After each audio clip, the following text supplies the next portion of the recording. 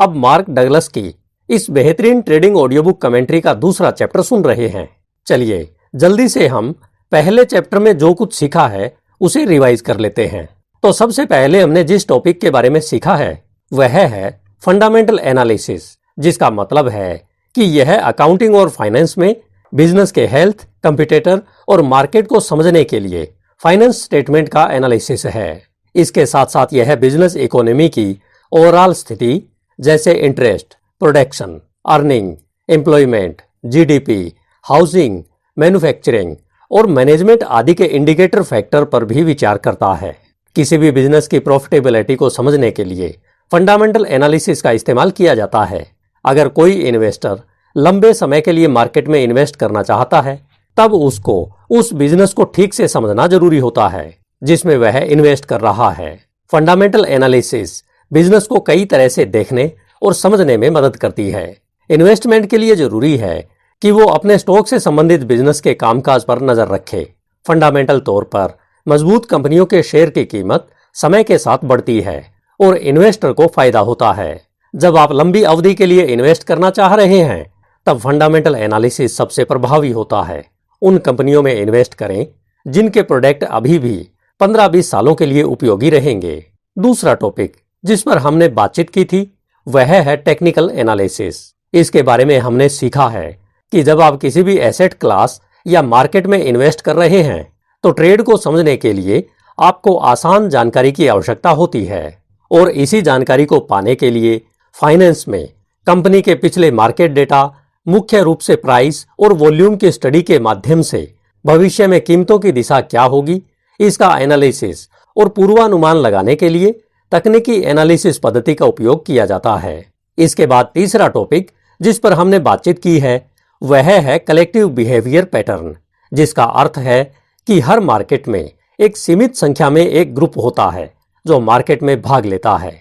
इस ग्रुप में कई ट्रेडर पैसा कमाने के लिए एक ही तरह की चीजें बार बार करते हैं। इसे अगर दूसरे शब्दों में कहें तो इंडिविजुअल्स बिहेवियर पैटर्न्स डेवलप करते हैं और इन इंडिविजुअल्स का एक ग्रुप दूसरे ग्रुप के साथ लगातार आधार पर बातचीत के माध्यम से कलेक्टिव बिहेवियर पैटर्न का निर्माण करता है।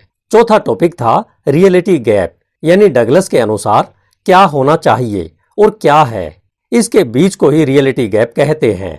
आप यह पहले से ही जानते हैं कि मार्केट के बारे में आपकी समझ और उस ज्ञान को लगातार प्रॉफिट में बदलने की आपकी क्षमता के बीच एक बड़ा अंतर हो सकता है। यानी हम जब किसी काम को अपने दिमाग में रखते हैं और इस पर काम नहीं करते हैं, इसी को रियलिटी गैप कहते हैं। पांचवा टॉपिक था मेंटल एनालिसिस। इसका मतलब यह है कि ट्रेडिंग करते समय ट्रेडर किस माइंडसेट को अपनाता है, मार्केट रिस्क को वह किस तरह से समझता है। इसी से यह तय होता है कि वह इस सौदे में प्रॉफिट कमाएगा या लॉस उठाएगा। आपका एटीट्यूड ही यह तय करता है कि आप एक कंसिस्टेंट विनर होंगे।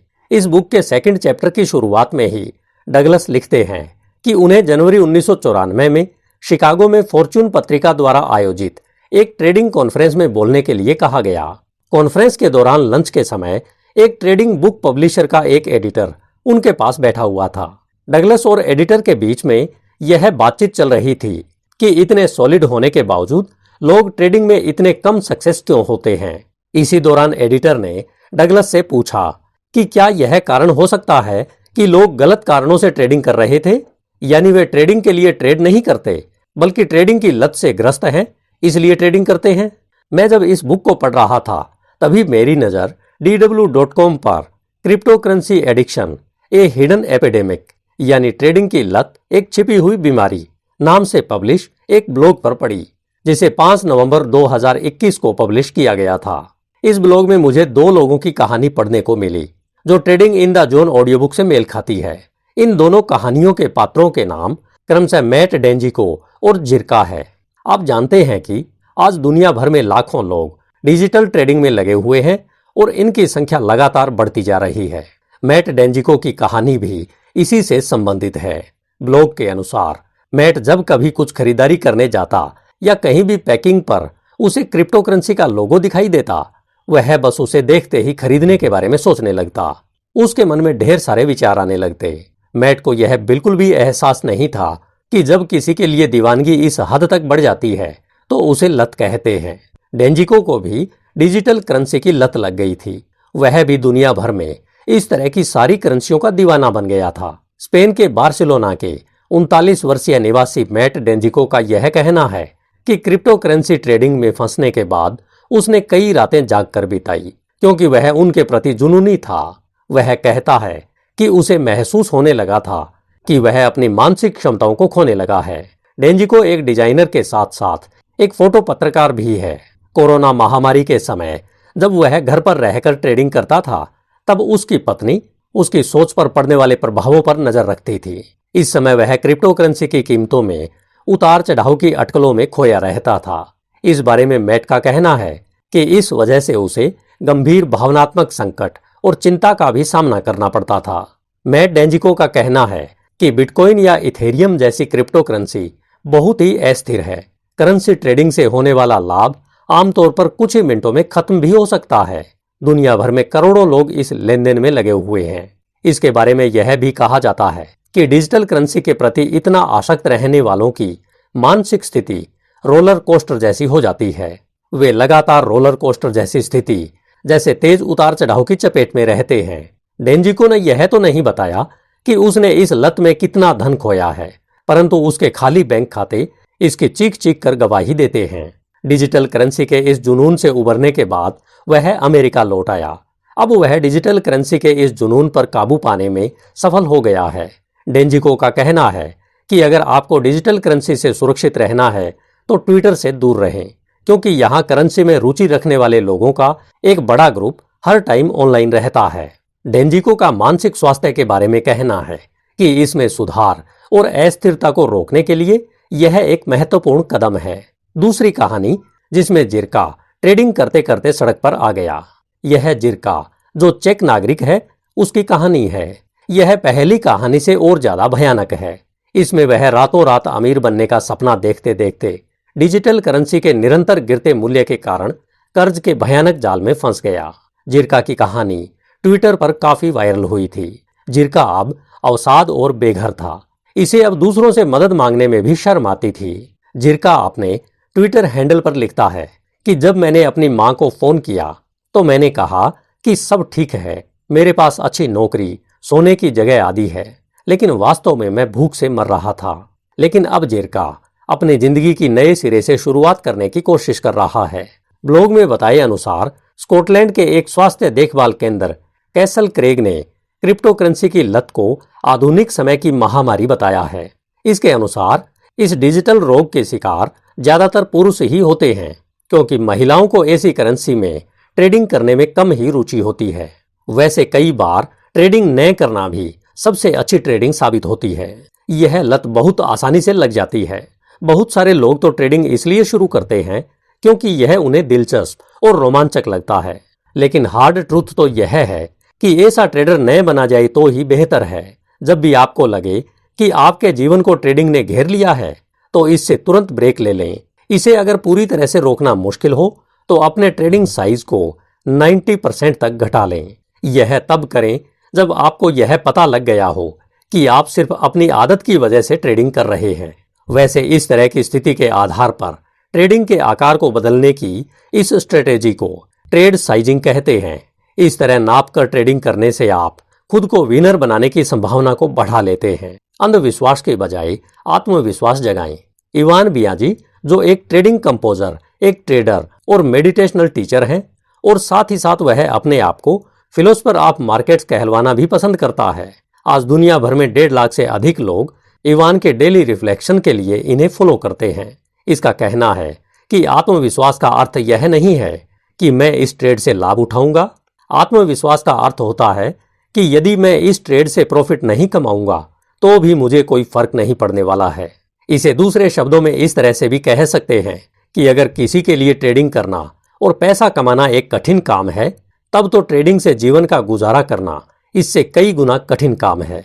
अगर आप अपने खाने में कटौती करके ट्रेडिंग से कमाई करने के एक्स्ट्रा प्रेशर में है, तब सफल होने के बहुत कम चांस हैं। जीवन व्यतीत करने के लिए ट्रेडिंग का निर्णय केवल उस स्थिति में लिया जाना चाहिए जब आपके जीवन के बाकी सभी खर्चों को कवर करने के लिए इनकम का एक अन्य बड़ा सोर्स आपके पास वर्तमान में उपलब्ध हो, क्योंकि यह हार्ड फैक्ट है कि जिनकी इनकम का कोई एक दूसरा बड़ा सोर्स होता है और वे खर्च के दबाव में नहीं होते, आज वे ही ज्यादा लाभ कमा रहे हैं।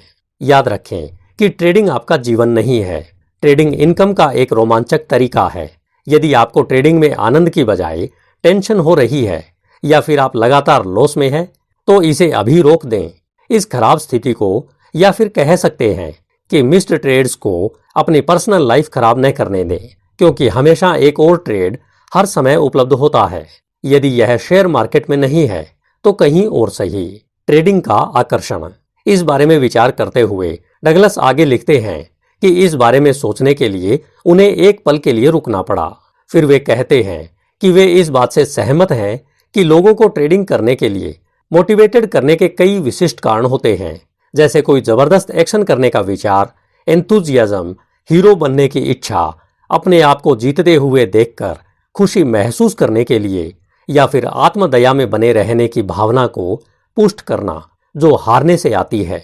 लेकिन अगर किसी का ट्रेडिंग करने का कारण ये भावनाएं हैं, तब यह केवल समस्याएं ही पैदा करती है, जो अंततः ट्रेडर को उसकी परफॉर्मेंस और ओवरऑल सक्सेस से अलग कर देती है। लेकिन ट्रेडिंग के लिए रियल इनर अट्रैक्शन इससे कहीं ज्यादा मौलिक और यूनिवर्सल होते हैं।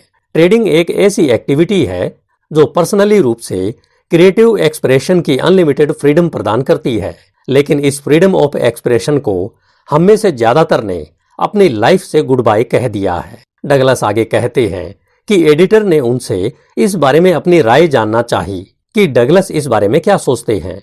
डगलस ने एडिटर को इस पर अपने विचार व्यक्त करते हुए कहा कि ट्रेडिंग एनवायरनमेंट में हम सभी किसी न किसी तरह के रूल्स बनाते हैं और उन्हें फॉलो करते हैं। इससे उनका मतलब है कि हम स्वयं खुद को कैसे व्यक्त करते हैं, इस बारे में हम स्वतंत्र हैं। इसका चुनाव करने के लिए हमारे ऊपर बहुत कम रिस्ट्रिक्शंस या कहें लिमिट्स लगाई गई हैं। हाँ, लेकिन कुछ फॉर्मेलिटीज अवश्य हैं, जैसे कि फ्लोर ट्रेडर बनने के लिए एक्सचेंज का मेंबर होना आवश्यक है, या ब्रोकरेज अकाउंट खोलने के लिए मिनिमम फाइनेंशियल रिक्वायरमेंट को पूरा करना होता है। यदि एक ट्रेडर के रूप में आप ट्रेडिंग शुरू करने जा रहे हैं, तब आपके पास इसके लिए अनलिमिटेड संभावनाएं होती है। डगलस ने एडिटर को एक सेमिनार का उदाहरण दिया। डगलस ने कई साल पहले इसे अटेंड किया था, जिसमें बताया गया था कि यदि आप बॉन्ड फ्यूचर्स, बॉन्ड ऑप्शन और कैश बॉन्ड मार्केट सबको मिला लें तो 8 बिलियन से अधिक एक्सपेक्टेड स्प्रेड कॉम्बिनेशन बनते हैं। अब यह आप पर डिपेंड करता है कि आप मार्केट की मौजूदा स्थितियों को कैसे पढ़ते हैं, इसके आधार पर अपने आने वाले समय को कैसे देखते हैं। जब आपके पास ट्रेड अनलिमिटेड ऑप्शन चुनने के लिए एक साथ अवेलेबल हों। फिर एडिटर एक पल के लिए रुका और उसने डगलस से आगे पूछा, लेकिन इस तरह के अनरिस्ट्रिक्टेड एनवायरनमेंट तक पहुंच होने के बावजूद भी ट्रेडर लगातार फेल क्यों होते हैं? डगलस ने एडिटर को उत्तर दिया, इन अनलिमिटेड पॉसिबिलिटीज के साथ साथ इनका लाभ उठाने की अनलिमिटेड फ्रीडम व्यक्ति को यूनिक और स्पेशलाइज्ड साइकोलॉजिकल चैलेंज भी साथ में लाती है। ये ऐसे चैलेंज होते हैं जिनसे निपटने के लिए बहुत कम लोग ठीक से इक्विप्ड होते हैं या इनके बारे में अवेयर होते हैं, और लोग इसे कंट्रोल करने के लिए काम भी नहीं करते, यहाँ तक कि उन्हें यह पता भी नहीं है कि यह एक प्रॉब्लम भी है। फ्रीडम ही जीवन है। मैं यहाँ फ्रीडम पर विश्व के 2 महान व्यक्तियों के बारे में बात करूंगा, जिन्होंने हमें समझाया कि फ्रीडम का मतलब क्या है।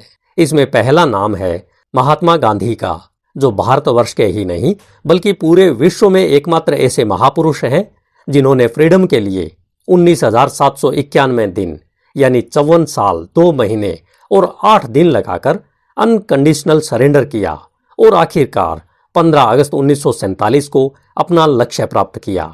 गांधी जी का फ्रीडम के बारे में यह कहना था कि हर किसी को अपनी ड्यूटी ठीक से करनी होगी। यदि मैं अपनी ड्यूटी ठीक से निभाता हूँ, अर्थात स्वयं की सेवा करता हूँ, तो मैं दूसरों की सेवा करने में भी सक्षम हो जाऊंगा और मैं इसे बार बार रिपीट करने के लिए फ्रीडम चाहूंगा। गांधी जी आगे कहते हैं कि हम स्वतंत्रता के लिए जो करना चाहते हैं वह करने योग्य है और इसे किया जाना चाहिए। वह इसलिए नहीं कि हम प्रतिशोध लेना चाहते हैं, बल्कि इसलिए कि ऐसा करना हमारा कर्तव्य है, हमारी ड्यूटी है। इनके अलावा एक दूसरे महान व्यक्ति और हैं जिन्होंने सदियों से चली आ रही रंग भेद नीति के खिलाफ बोलने की हिम्मत दिखाई। इसी रंग भेद विरोधी संघर्ष के कारण उन्होंने 27 वर्ष रोबन द्वीप की जेल में बिताए, जहां उन्हें कोयला खनिक के रूप में कठोर काम करना पड़ता था। उन्होंने लगातार 50 साल तक फ्रीडम यानी स्वतंत्रता के लिए संघर्ष किया और आखिर 1994 में अपना लक्ष्य हासिल किया, जिससे करोड़ों करोड़ लोगों के जीवन में यह बदलाव लेकर आई, उन्हें फ्रीडम दिलाई। नेल्सन मंडेला का स्वतंत्रता के बारे में कहना था कि स्वतंत्र होना अपनी गुलामी की जंजीर को उतार फेंकना मात्र नहीं है, बल्कि इसे अपना जीवन इस तरह से जीना है कि इससे औरों का सम्मान और स्वतंत्रता बढ़े। और सिर्फ स्वतंत्र लोग ही समझौता कर सकते हैं, कैदी समझौता नहीं कर सकते। आपकी और मेरी आजादी किसी भी तरह से अलग नहीं है, यह सबके लिए बराबर है। हम सभी स्वाभाविक रूप से फ्रीडम चाहते हैं, इसके लिए प्रयास भी करते हैं, यहां तक कि इसके लिए लालायित भी रहते हैं। लेकिन इसका मतलब यह बिल्कुल नहीं है कि हमारे पास मौजूद अनलिमिटेड रिसोर्सेज से किसी के लिए या फिर अपने लिए भारी मुसीबत खड़ी करें। लगभग हम सभी को कुछ मेंटल एडजस्टमेंट करने की आवश्यकता होती है, चाहे हमारी एजुकेशनल बैकग्राउंड, इंटेलिजेंस या किसी अन्य फील्ड में वे कितने भी सक्सेस क्यों न हो। डगलस जिस तरह से एडजस्टमेंट की बात कर रहे हैं, वह एक इंटरनल मेंटल स्ट्रक्चर बनाने के साथ साथ ट्रेडर को कुछ भी करने की फ्रीडम व फाइनेंशियल और साइकोलॉजिकल लॉस दोनों को फील करने की मौजूद क्षमता के बीच सबसे बड़ी मात्रा में बैलेंस प्रदान करता है, जो उस फ्रीडम का डायरेक्ट रिजल्ट है। लेकिन यह भी सही है कि एक मेंटल स्ट्रक्चर बनाना काफी कठिन हो सकता है, खासकर तब जब आप जो स्ट्रक्चर इस्टेब्लिश करना चाहते हैं वह आपके पहले से इस्टेब्लिश बिलीफ के विपरीत हो। लेकिन हम में से जो ट्रेडर बनना चाहते हैं, उनके लिए एप्रोप्रिएट स्ट्रक्चर बनाने की कठिनाई हमेशा मेंटल रेजिस्टेंस के एक इस्टेब्लिश बैकलॉग की वजह से और ज्यादा जटिल होती है, जो हमारे जीवन के शुरुआती चरणों में डेवलप होना शुरू हो जाती है। हम सभी किसी न किसी प्रकार के सोशल एनवायरनमेंट में जन्मे हैं, फिर चाहे वह एक फैमिली, सिटी, स्टेट या कंट्री हो। ये सभी उस सोशल स्ट्रक्चर के एग्जिस्टेंस को दर्शाता है। यह सोशल स्ट्रक्चर कुछ रूल्स, रिस्ट्रिक्शंस, बाउंड्रीज और विश्वासों का एक ग्रुप होता है। यह हमारे बिहेवियर का एक कोड बन जाता है, जो उस सोशल स्ट्रक्चर के अंतर्गत आने वाला व्यक्ति उसे व्यक्त कर सकता है या नहीं कर सकता है। इसके अलावा सोशल स्ट्रक्चर की अधिकांश बाउंड्रीज हमारे जन्म से पहले ही इस्टेब्लिश हो चुकी होती है। इसे समझने के लिए दूसरे शब्दों में कह सकते हैं कि जब तक हम में से कोई भी यहां तक पहुंचता है, तब तक हमारे पर्सनल एक्सप्रेशन को गवर्न करने वाले अधिकांश सोशल स्ट्रक्चर अपनी जगह और अच्छी तरह से इस्टेब्लिश हो चुके होते हैं। इससे यह समझना हमारे लिए और भी आसान हो जाता है कि किसी समाज की संरचना और व्यक्ति की सेल्फ एक्सप्रेशन यानी आत्म अभिव्यक्ति दोनों में विरोधाभास यानी पैराडॉक्स क्यों होता है। हर व्यक्ति, फिर चाहे आप हो या मैं, जो भी ट्रेडिंग की स्किल में एक्सपर्ट होना चाहता है, उसे भी इसी तरह के फंडामेंटल कन्फ्लिक्ट का सामना करना पड़ता है। डगलस अपनी बात को आगे बढ़ाते हुए पूछते हैं कि पृथ्वी पर पैदा होने वाले हर बच्चे की वह कौन सी एक खास बात होती है जो उसकी व्यक्तिगत अभिव्यक्ति का एक रूप है। यह सामान्यतः सभी में पाई जाती है, भले ही बच्चा किसी भी स्थान, संस्कृति या सामाजिक स्थिति में पैदा हुआ हो। इसका सीधा सा और समझ में आने वाला उत्तर है जिज्ञासा। हर बच्चा जिज्ञासु होता है, हर बच्चा सीखने को उत्सुक होता है। हम कह सकते हैं कि बच्चे एक छोटी सीखने की मशीन की तरह होते हैं, जो सब कुछ सीखने के उत्सुक होते हैं। आइए थोड़ा जिज्ञासा की प्रकृति पर विचार करें। जिज्ञासा का शाब्दिक अर्थ जानने की इच्छा है। मनुष्य में जिज्ञासा अनादिकाल से ही विद्यमान रही है। मनुष्य हमेशा से ही क्या, कौन और कैसे के उत्तर खोजने में लगा रहा है। हर आविष्कार जिज्ञासा का ही परिणाम है। इसी से ही सबसे पहले पहिए का आविष्कार हुआ था।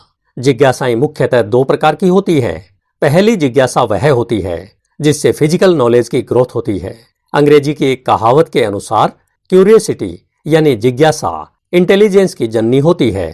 वास्तव में संसार भर में जितना भी ज्ञान और विज्ञान हमें दिखाई देता है, उसके पीछे मनुष्य की क्यूरियोसिटी की ही महत्वपूर्ण भूमिका रही है। इसी के कारण अनेकों विषयों का ज्ञान प्राप्त कर मनुष्य ने आदिम अवस्था से आज इतनी प्रगति की है। इसी से वह संसार के सभी जीवों पर नियंत्रण पा सका है। दूसरी जिज्ञासा आत्म तत्व से संबंधित है। व्यक्ति को आत्मा और परमात्मा के बारे में जानने की उत्कंठा ही आत्मज्ञान कहलाती है। ब्रह्मसूत्र या वेदांत दर्शन का आरंभ ही अथातो ब्रह्म जिज्ञासा से हुआ है, जिसका भावार्थ है कि जगत की नश्वरता के बाद अनंत अखंड महान ब्रह्म को जानने की जिज्ञासा होती है। इसलिए अपने अंतर्मन में जिज्ञासा की ज्योति को जलाई रखिए। यह ज्योति आपके ज्ञान विज्ञान का आधार बनेगी। जिज्ञासा की शक्ति अनंत अनंत है। यह किसी को भी नई ऊंचाइयों पर ले जा सकती है। जिज्ञासा एक शक्ति है। वास्तव में यह एक इनर डायरेक्टेड फोर्स है, जिसका अर्थ है कि बच्चों को कुछ सीखने के लिए बाहर से इंस्पायर करने की कोई आवश्यकता नहीं है। बस यह उन पर छोड़ दीजिए, फिर वे अपने आप नॉर्मली अपने आसपास को एक्सप्लोर कर लेंगे। इस इनर डायरेक्टेड फोर्स का भी अपना एक एजेंडा है। दूसरे शब्दों में यह सच है कि सभी बच्चे जिज्ञासु होते हैं, लेकिन सभी बच्चे समान चीजों के बारे में एक जैसे जिज्ञासु नहीं होते हैं। हर किसी की जिज्ञासा दूसरे से अलग हो सकती है। हम में से भी प्रत्येक के अंदर कुछ न कुछ यूनिक है, जो हमारी अवेयरनेस को डायरेक्ट करता है। आप यह तो अच्छे से जानते हैं कि शिशुओं को भी यह पता चल जाता है कि उन्हें क्या चाहिए और क्या नहीं। जब बड़े इस यूनिक प्रदर्शन को देखते हैं, तब वे आमतौर पर सरप्राइज हो जाते हैं। शिशुओं के इसी इनर डायरेक्टेड गाइड को नेचुरल अट्रैक्शन फोर्स कहते हैं। नेचुरल अट्रैक्शन केवल वे चीजें हैं जिनके बारे में हम नॉर्मली या इमोशनल इंटरेस्ट महसूस करते हैं। संसार हम में से हर किसी को सीखने और अनुभव करने के लिए बहुत कुछ प्रदान करता है, लेकिन इसका मतलब यह बिल्कुल भी नहीं है कि हम में से हर एक के सीखने या अनुभव करने में नॉर्मल या इमोशनल इंटरेस्ट एक जैसा हो। हमारे कुछ इंटरनल मैकेनिज्म है जो हमें नेचुरली सिलेक्टिव बनाता है। अब यदि आप अपने इंटरेस्ट को लिस्टेड करने लगें, तब आपको यह यकीन हो सकता है कि आप इन्हें जरूर करना चाहते हैं, और साथ ही वह भी लिस्ट बना लेते हैं कि आपको इसमें बिल्कुल भी इंटरेस्ट नहीं है। अब आप सोचते हैं कि मैं जानता हूं कि और भी बहुत कुछ है जो मैं कर सकता था। अब आप अपने थोड़े बहुत इंटरेस्ट की चीजों की एक और लिस्ट भी बना सकते हैं, और अंत में आप उन सभी चीजों को लिस्टेड कर सकते हैं जिनमें आपकी रुचि है। आप देखेंगे कि जैसे जैसे आपके इंटरेस्ट का लेवल बढ़ता जाता है, लिस्ट छोटी होती जाती है। यह इमोशनल इंटरेस्ट कहां से आता है? डगलस कहते हैं कि उनका यह पर्सनल ओपिनियन है कि यह हमारे एग्जिस्टेंस यानी अस्तित्व के सबसे गहरे स्तर से आता है, जो हमारी रियल आइडेंटिटी यानी वास्तविक पहचान का लेवल होता है। यह हमारे उस हिस्से से आता है जो हमारे सामाजिक पालन पोषण से प्राप्त होने वाली विशेषताओं और हमारे व्यक्तित्व के लक्षणों से परे मौजूद है। खतरे हमारे एग्जिस्टेंस के सबसे गहरे स्तर पर हमारे अंदर कॉन्फ्लिक्ट यानी संघर्ष की संभावना हर समय मौजूद रहती है। जिस सोशल स्ट्रक्चर में हम पैदा हुए हैं, वह इन इनर डायरेक्टेड जरूरतों और हितों के प्रति संवेदनशील भी हो सकती है और नहीं भी। इसे एक उदाहरण से समझते हैं कि हो सकता है कि आप एक बेहद कम्पिटिटिव एथलीट फैमिली में पैदा हुए हों, फिर भी आपका इमोशनल इंटरेस्ट क्लासिकल म्यूजिक या किसी तरह के आर्ट में हो सकता है। हो सकता है आपके पास नेचुरली एथलेटिक एबिलिटी हो, लेकिन एथलीट इवेंट्स में भाग लेने में आपको कोई ज्यादा इंटरेस्ट न हो। क्या यहाँ कन्फ्लिक्ट की कोई संभावना है? अपने भारतीय समाज में एक सामान्य परिवार की यह टेंडेंसी आम होती है कि परिवार के ज्यादातर सदस्य आप पर अपने भाइयों बहनों या माता पिता के नक्शे कदम पर चलने का बहुत दबाव डालते हैं। वे ज्यादातर आपको अपने तरीके सिखाने के लिए और अपनी एथलेटिक एबिलिटी का अधिकतम लाभ उठाने के लिए हर संभव प्रयास करते हैं। वे आपके किसी भी दूसरे इंटरेस्ट को सीरियसली प्रोसेस करने के लिए आपको डिस्करेज करते हैं। वे जो चाहते हैं आप वह बस अनमने ढंग से करते हैं, क्योंकि आप बहिष्कृत नहीं होना चाहते। हालांकि आपके परिवेश में आपको एक एथलीट बनना सिखाया गया था। बस समस्या यह है कि आप यह नहीं समझ पाते हैं कि आखिर आप कौन हैं और आप क्या करना चाहते हैं। हमें क्या बनना चाहिए, इस बारे में हमें जो सिखाया जाता है उसके परिणाम स्वरूप होने वाले कन्फ्लिक्ट और हमारे एग्जिस्टेंस के सबसे गहरे स्तरों पर रिफ्लेक्ट होने वाली फीलिंग बिल्कुल भी असामान्य नहीं है। डगलस कहते हैं कि बहुत से लोग एक परिवार या सांस्कृतिक वातावरण में बड़े होते हैं जो उन मूल्यों का समर्थन करते नजर आते हैं जिसमें वे खुद को व्यक्त करने के लिए मजबूर महसूस करते हैं। इस समर्थन में केवल प्रोत्साहन की कमी ही नहीं, बल्कि यह उतना ही गहरा हो सकता है जितना हम अपने आप को अभिव्यक्त करने के किसी खास तरीके से पूरी तरह से इनकार करना चाहते हैं। इसे एक उदाहरण से समझते हैं। एक नॉर्मल सिचुएशन में एक बच्चा जो जीवन में पहली बार कॉफी टेबल पर इसे देखता है, जिसे हम फूलदान कहते हैं, वह बच्चा जिज्ञासु है, जिसका अर्थ है कि उसमें एक इनर पावर है जो उसे इस वस्तु का एक्सपीरियंस यानी अनुभव करने के लिए मजबूर कर रहा है। एक अर्थ में यह ऐसा है जैसे यह पावर उसके मन में एक खालीपन पैदा कर देती है जिसे उसके इंटरेस्ट के विषय से भरना होता है। तो वह फूलदान पर फोकस करता है और जानबूझकर इरादे से कमरे के फर्श पर क्रोल करता हुआ कॉफी की टेबल तक पहुंच जाता है। जब वह मेज के किनारे तक पहुंच जाता है तब अपना संतुलन बनाए रखने के लिए एक हाथ मेज पर मजबूती से रखते हुए अपने दूसरे हाथ से उस चीज को छूने के लिए आगे बढ़ता है। यह वह चीज है जिसे उसने कभी अनुभव नहीं किया है। उसी क्षण वह एक चीख सुनता है, नहीं, इसे मत छुओ, यह गिर जाएगा। बच्चा चौंक जाता है और अपने बट पर गिर जाता है और फिर रोने लगता है। जाहिर है यह बहुत आम बात है। बच्चे के लिए यह घटना एकदम चौंकाने वाली है, लेकिन आप जानते हैं कि बच्चों को इस बात का बिल्कुल भी अंदाजा नहीं होता कि वे इससे खुद को घायल कर सकते हैं या फिर यह कितना मूल्यवान हो सकता है। बच्चों के लिए यह सबक सीखना बहुत आवश्यक है कि क्या करना सेफ है और कौन सी चीज कितनी वैल्यूएबल है। यह समझ बेहद आवश्यक साइकोलॉजिकल डायनामिक्स है जो आगे चलकर जीवन में प्रभावी ढंग से ट्रेड करने के लिए डिजायर, डिसिप्लिन और फोकस करने की हमारी एबिलिटी पर सीधा इफेक्ट डालता है। आप तब कैसा महसूस करेंगे जब आपको अपनी इच्छा के अनुसार खुद को प्रेजेंट यानी व्यक्त करने के अवसर से वंचित कर दिया जाए, या फिर आपको अपने आप को इस तरह से प्रेजेंट करने के लिए फोर्स किया जाए जो आपकी नेचुरल सिलेक्शन प्रोसेस के अनुरूप न हो। इस तरह का एक्सपीरियंस परेशान करता है। अपसेट होने का अर्थ है इम्बैलेंस यानी असंतुलन, लेकिन वास्तव में बैलेंस से बाहर क्या है? आउट ऑफ बैलेंस होने के लिए कुछ ऐसा होना चाहिए जो बैलेंस में हो या पहले स्थान पर समान अनुपात में हो। यह कुछ ऐसा है जो हमारे इनर मेंटल एनवायरनमेंट और एक्सटर्नल एनवायरनमेंट के बीच मौजूद रिलेटिव डिग्री है जहां हम अपने जीवन को महसूस करते हैं। दूसरे शब्दों में, हमारी जरूरतें और इच्छाएं हमारे मेंटल एनवायरनमेंट में क्रिएट होती है और वे एक्सटर्नल एनवायरनमेंट में पूरी होती है। यदि ये दोनों एनवायरनमेंट एक दूसरे के तालमेल में है तो हम इनर बैलेंस की स्थिति में होते हैं और हमें संतुष्टि या खुशी की अनुभूति होती है। यदि ये एनवायरनमेंट बैलेंस में नहीं है तो हम असंतोष, क्रोध और निराशा का अनुभव करते हैं, जिसे आमतौर पर इमोशनल पेन कहा जाता है। हम जो चाहते हैं वह हमें क्यों नहीं मिल रहा है। हमें किसी विशेष तरीके से खुद को व्यक्त करने की फ्रीडम से वंचित होने से हमें भावनात्मक दर्द का अनुभव होता है। डगलस की पर्सनल थ्योरी है कि नीड और डिजायर यानी जरूरतें और इच्छाएं मेंटल वैक्यूम पैदा करती है। जिस ब्रह्मांड में हम रहते हैं उसमें वैक्यूम को बर्दाश्त नहीं करने की नेचुरल टेंडेंसी यानी स्वाभाविक प्रवृत्ति होती है कि जब भी वैक्यूम क्रिएट हो तो वह उसे भरने की ओर अग्रसर हो जाता है। इस बारे में फिलोसफर स्पिनोजा ने सदियों पहले कहा था कि नेचर वैक्यूम से घृणा करता है। आपने यह एक्सपेरिमेंट बचपन में खूब किया होगा कि एक बोतल के मुंह पर अपना मुंह लगाकर उसमें से पूरी हवा बाहर खींचने पर आपकी जीभ और होंठ बोतल के मुंह से चिपक जाते थे। यह इसलिए होता था क्योंकि आपने बोतल में एक वैक्यूम पैदा कर दिया था जिसे अब भरना होगा। आवश्यकता आविष्कार की जननी है। इस वाक्य के पीछे की डायनेमिक्स भी तो यही है कि आवश्यकता एक मेंटल वैक्यूम क्रिएट करती है जिसे ब्रह्मांड प्रेरक विचारों से भर देता है।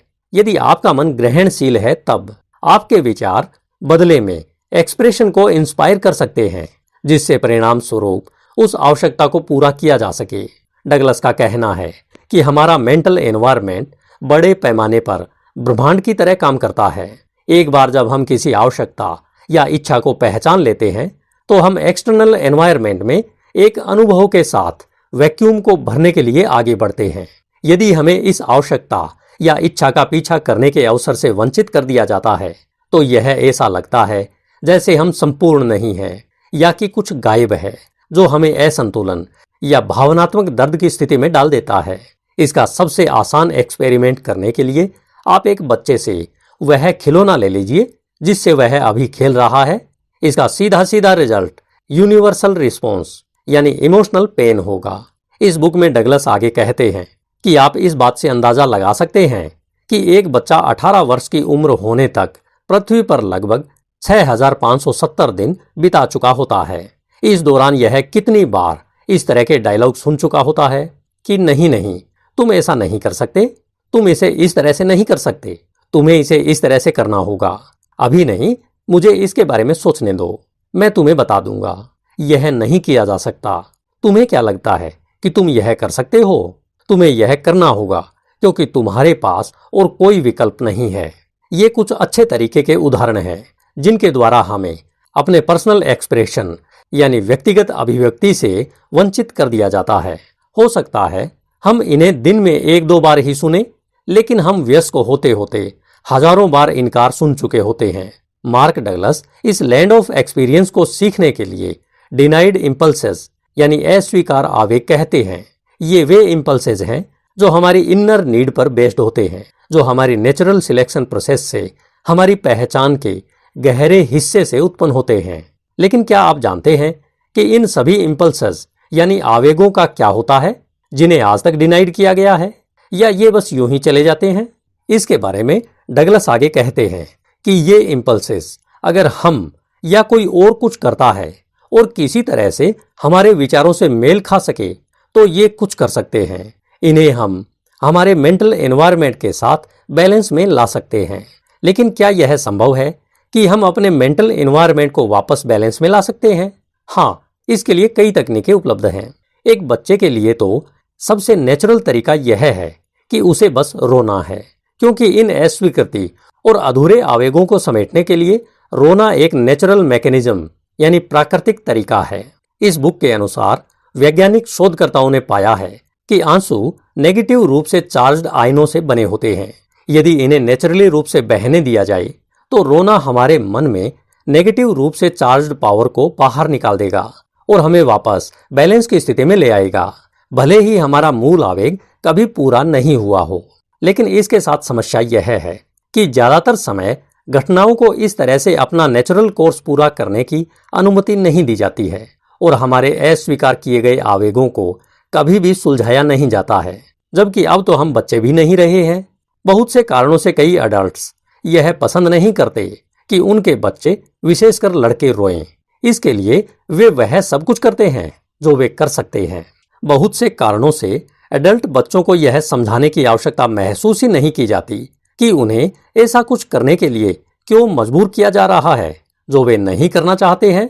यहां तक कि अगर एडल्ट्स इसकी कोशिश भी करते हैं तो इस बात की कोई गारंटी नहीं है कि वे अपने इस इम्बैलेंस को समेटने के लिए पर्याप्त प्रभावी होंगे। अब आप सोचिए कि यदि इन आवेगों को समेटा नहीं गया तब क्या होगा। धीरे धीरे ये आवेग एक्यूमुलेट होते रहते हैं और किसी दिन आप उन्हें देख सकते हैं कि वे अपने आप को नशे की लत में प्रकट करते हैं और इसी तरह का कोई एक कंपल्सिव बिहेवियर पैटर्न अपना लेते हैं। डगलस आगे कहते हैं कि एक लूज थंब रूल के अनुसार अगर हम सोचते हैं कि हम बच्चों के रूप में किसी तरह से डिप्राइव्ड यानी वंचित थे, तब एडल्ट होते होते हम आसानी से एडिक्ट बन सकते हैं। बुक में दिए गए उदाहरण के अनुसार बहुत से लोग अटेंशन के एडिक्ट होते हैं। ये वो लोग होते हैं जो अपनी और दूसरों का ध्यान आकर्षित करने के लिए कुछ भी कर सकते हैं। इसका सबसे आम कारण यह है कि उनका मानना है कि जब वे छोटे थे तब उन्हें पर्याप्त ध्यान नहीं मिला, या जब यह उनके लिए महत्वपूर्ण था तो उन्हें यह नहीं मिला। किसी भी मामले में इस तरह का अभाव अनसुलझी इमोशनल एनर्जी बन जाती है जो उन्हें उन तरीकों से व्यवहार करने के लिए मजबूर करती है जो एडिक्शन को सेटिस्फाई करेंगे। हम सभी के अंदर विद्यमान इन असंगत, अस्वीकृत आवेगों के बारे में हमें इसलिए जानना और इन्हें समझना महत्वपूर्ण है कि ये हमारे फोकस्ड रहने और हमारे ट्रेड के लिए अनुशासित और कंसिस्टेंट अप्रोच अपनाने की हमारी एबिलिटी को कैसे प्रभावित कर सकते हैं। सुरक्षाकर्मी ट्रेडिंग एनवायरनमेंट में इफेक्टिवली काम करने के लिए हमें अपने बिहेवियर को डायरेक्ट करने के लिए रूल्स और बाउंड्रीज की आवश्यकता होती है। ट्रेड का यह एक सिंपल फैक्ट है कि संभावित ट्रेडर खुद का जो हम सोच सकते हैं उससे भी भारी नुकसान कर सकता है, जो नुकसान उसके अनुपात से बाहर हो सकता है। डगलस के अनुसार ऐसे कई प्रकार के ट्रेड होते हैं जिसमें लॉस का रिस्क अनलिमिटेड होता है। इस तरह से खुद को नुकसान पहुंचाने की पॉसिबिलिटी को रोकने के लिए हमें स्पेशलाइज्ड मेंटल डिसिप्लिन के पर्सपेक्टिव के रूप में एक इंटरनल स्ट्रक्चर बनाने की जरूरत है जो हमारे बिहेवियर के लिए एक गाइड की तरह काम करे, ताकि हम हमेशा अपने सर्वोत्तम हित में कार्य कर सकें। यह स्ट्रक्चर हम सभी में मौजूद होनी चाहिए, क्योंकि सोसाइटी की तरह मार्केट यह हमें नहीं सिखाती है। मार्केट तो बिहेवियर पैटर्न के रूप में केवल खरीदने या बेचने के अवसर की ओर इशारा करती है। यही इसका स्ट्रक्चर है। इसी सिंपल इंडिकेशन के साथ ही यह स्ट्रक्चर समाप्त भी हो जाता है। इसके अलावा आपके बिहेवियर को डायरेक्ट करने के लिए कोई और फॉर्मल रूल नहीं है। मार्केट एक धारा की तरह है जो निरंतर गति में है। यह न तो शुरू होती है, न ही रुकती है और न ही किसी की प्रतीक्षा करती है। मार्केट जब बंद होती है तब भी कीमतों में मंदी तेजी बनी रहती है। आज तक ऐसा कोई नियम नहीं बना है कि किसी दिन की शुरुआती कीमत एक दिन पहले बंद होने वाली कीमत के समान होनी चाहिए। समाज हमें ऐसे बाउंड्री लेस एनवायरनमेंट में प्रभावी ढंग से कार्य करने के लिए तैयार नहीं करता है। कुछ लोग ट्रेडिंग को गैम्बलिंग कहते हैं, जो सर्वथा सही नहीं है, क्योंकि गैम्बलिंग में इनबिल्ट स्ट्रक्चर होते हैं जो उन्हें ट्रेड से बहुत अलग बनाते हैं। यह ट्रेड से बहुत कम खतरनाक भी होते हैं। उदाहरण के लिए, यदि हम ब्लैक जैक खेलें तो सबसे पहले हमें यह तय करना होगा कि हम कितना दांव पर लगाने जा रहे हैं, या कह सकते हैं कि कितना रिस्क उठाने जा रहे हैं। गैम्बलिंग का यह एक ऐसा ऑप्शन है जिसे हम खेल के नियमों द्वारा अपनाने के लिए मजबूर हैं। अगर हम सिलेक्शन नहीं करते हैं तो हमें गैम्बलिंग का मौका नहीं मिलेगा। लेकिन ट्रेडिंग में आपको स्वयं को छोड़कर कोई भी पहले से यह तय करने के लिए मजबूर नहीं करेगा कि आप कितना जोखिम उठाएंगे। यहाँ हमारे पास वास्तव में एक अनलिमिटेड एनवायरनमेंट है जहां किसी भी क्षण कुछ भी हो सकता है। ट्रेडिंग में केवल कंसिस्टेंट विनर ही ट्रेड करने से पहले अपने जोखिम को डिफाइन करते हैं। बाकी सभी रिस्क को पहले से डिफाइन करने की वास्तविकता का सामना करने की बजाय यह मान बैठे हैं कि प्रत्येक ट्रेड का एक संभावित रिजल्ट होता है, जिसका एक अर्थ लॉस भी है। कंसिस्टेंट लूजर इस वास्तविकता को स्वीकार करने से बचने के लिए लगभग कुछ भी करते हैं। फिर चाहे कोई ट्रेड कितना भी अच्छा हो, वह उसमें भी हार सकता है। एक्सटर्नल स्ट्रक्चर के बिना एक विशिष्ट ट्रेडर को अन्यथा सोचने के लिए फोर्स किया जाता है।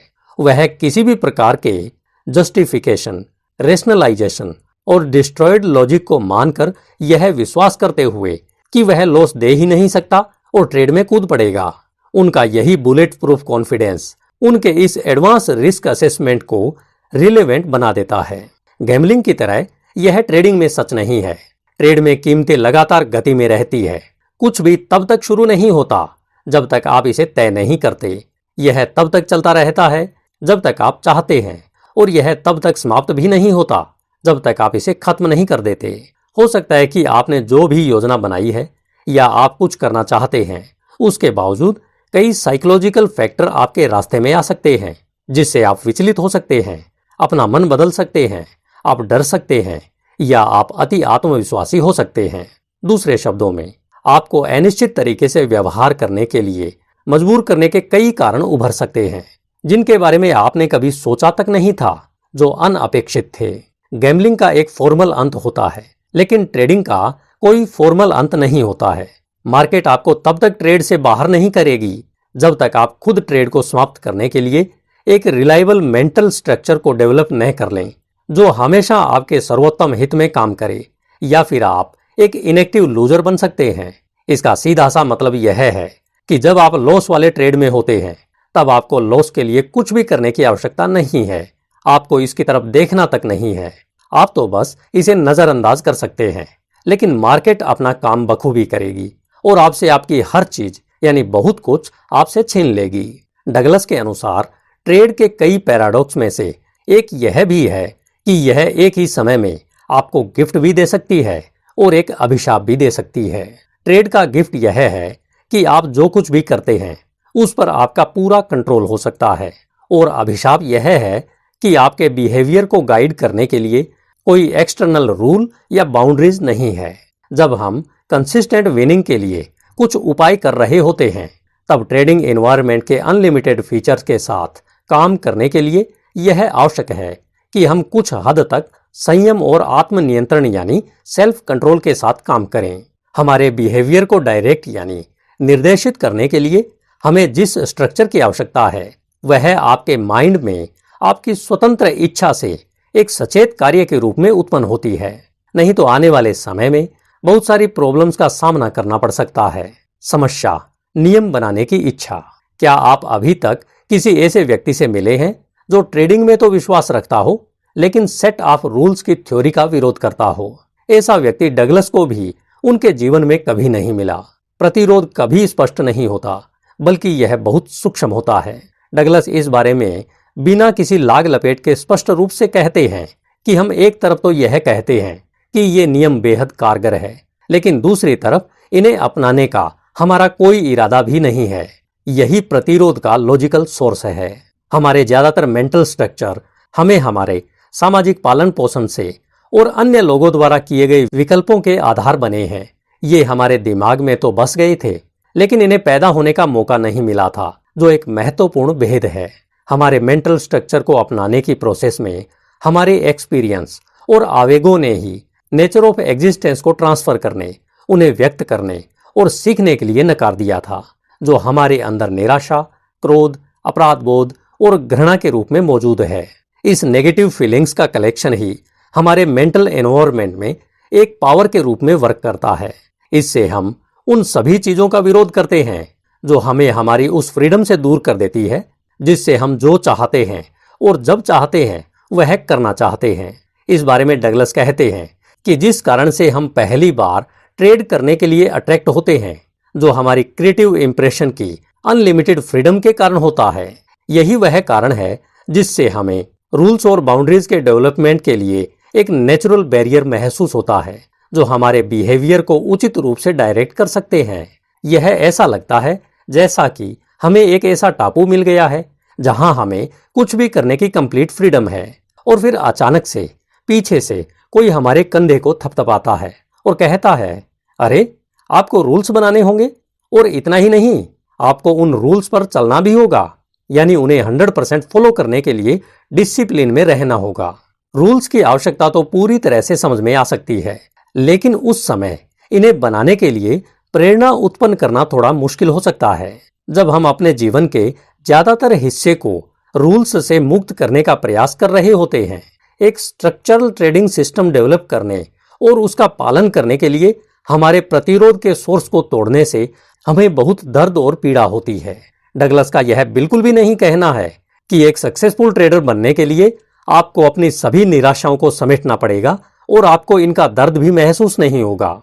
डगलस ने कई ट्रेडर्स के साथ काम किया है जिन्होंने अपने कंसिस्टेंट के ऑब्जेक्टिव को अचीव किया है, और उन्होंने अपने डिनाइड इंपल्सेस के बैकलॉग को सॉल्व करने के लिए कुछ भी नहीं किया था। हालांकि आपको उस तरह के मेंटल स्ट्रक्चर को डेवलप करने में कितना प्रयास और ध्यान करना पड़ सकता है, जो नेगेटिव इंप्रेशंस की भरपाई करके डिनाइड इंपल्सेस को स्ट्रक्चर में ला सकता है। यह आपको आश्वस्त करेगा कि आप एक ट्रेडर के रूप में कितने सक्सेस होंगे। समस्या, जिम्मेदारी लेने में विफलता। कुछ दिन पहले मैं इंटरनेट पर कुछ सर्च कर रहा था।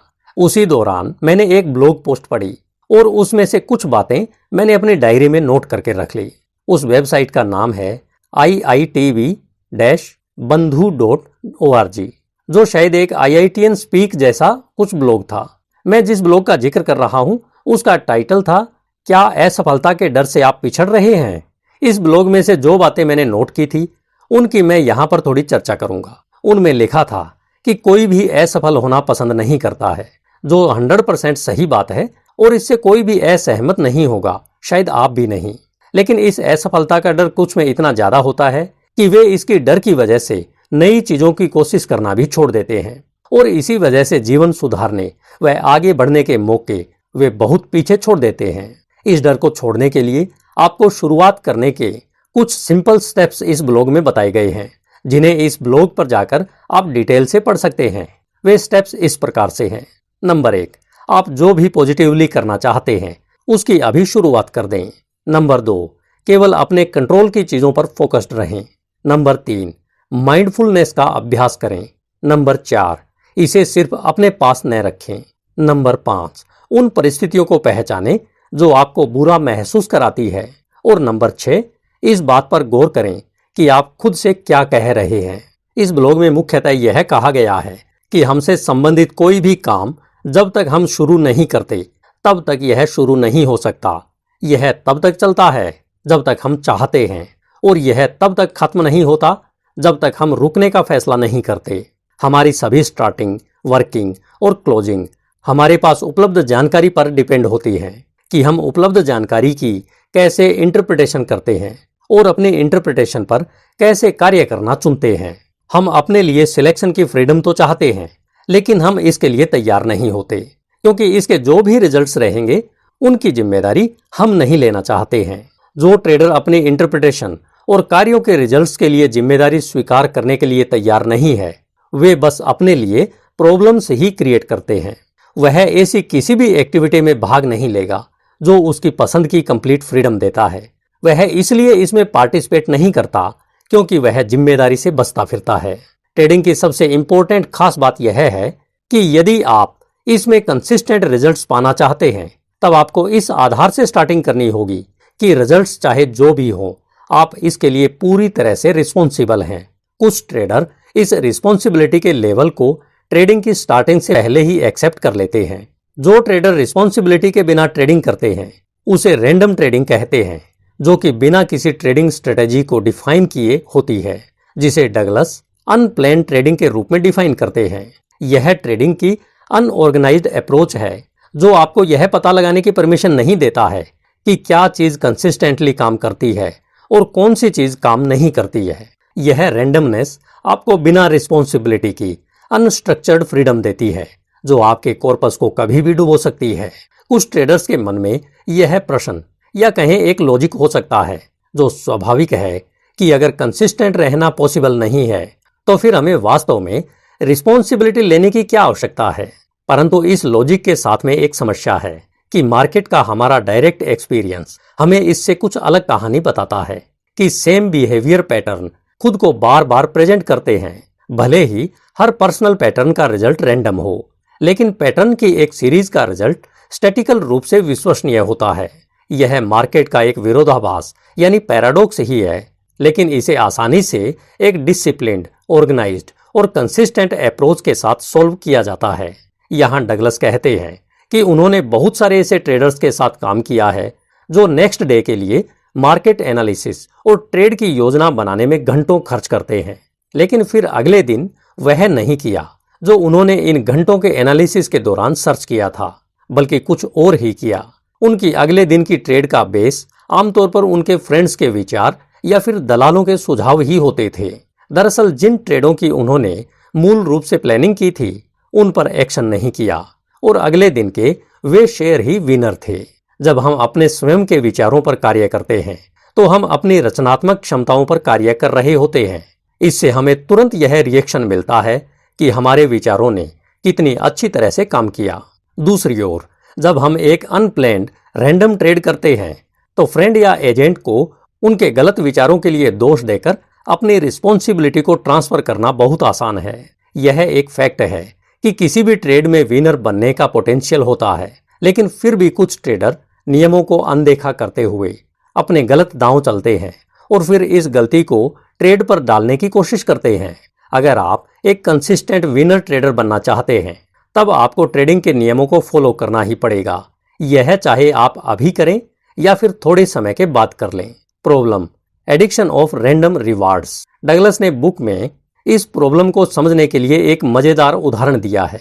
इसके अनुसार यदि आप एक बंदर को कोई एक काम करना सिखा देते हैं, फिर हर बार इसे करने के लिए उसे लगातार रिवार्ड देते हैं, तो बंदर जल्दी ही इन रिजल्ट्स को अपने प्रयासों के साथ जोड़ना सीख जाता है। फिर अगर आप इस काम के लिए उसे रिवार्ड देना बंद कर देते हैं तो बहुत कम समय में ही बंदर उस काम को करना बंद कर देगा। बंदर अपनी पावर को कुछ ऐसा करने में बिल्कुल भी बर्बाद नहीं करेगा जिसके लिए उसे रिवार्ड नहीं मिलेगा, लेकिन अगर आप उसे बिना किसी शेड्यूल के रैंडमली रिवार्ड देना शुरू कर देते हैं तब बंदर को यह नहीं पता चलेगा कि उसे किस काम को करने के लिए रिवार्ड मिल रहा है। अब बंदर के दृष्टिकोण से काम बंद करने का कोई कारण नहीं है। वह उस काम के लिए रिवॉर्ड के बिना भी अनिश्चित काल तक काम करना जारी रख सकता है। डगलस का कहना है कि हम रैंडम रिवार्ड्स के इतने आदी क्यों हो जाते हैं। डगलस आगे कहते हैं कि अगर उन्हें इसका अनुमान लगाने के लिए कहा जाए तो वे कहेंगे कि इसका शायद उत्साह उत्प्रेरक रसायनों यानी यूफेरिया इंड्यूसिंग केमिकल से कुछ लेना देना हो सकता है।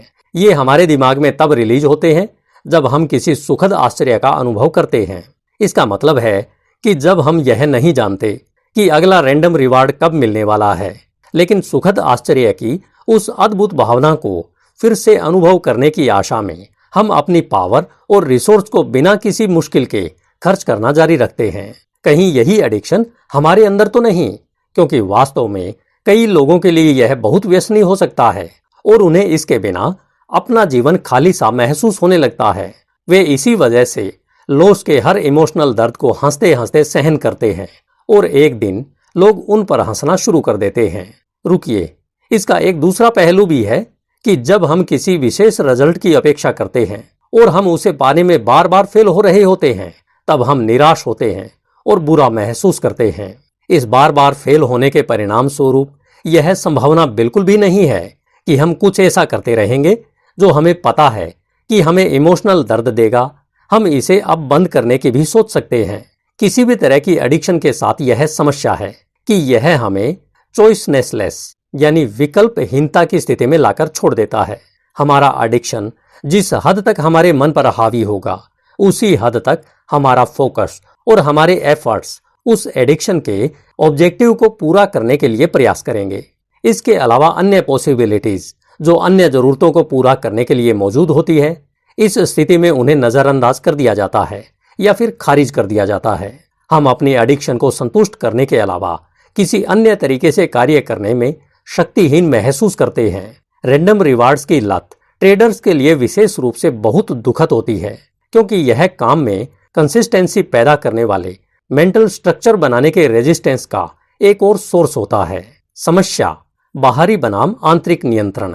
मेंटल एनवायरनमेंट डेवलपमेंट से यह तात्पर्य है कि व्यक्ति की उन सभी मानसिक योग्यताओं और क्षमताओं में वृद्धि और विकास से है, जिसके परिणाम स्वरूप व्यक्ति बदलते हुए परिवेश के साथ ठीक प्रकार एडजस्ट करता है और समस्त कठिनाइयों का हल ढूंढने अपनी मानसिक शक्तियों को समर्थ पाता है।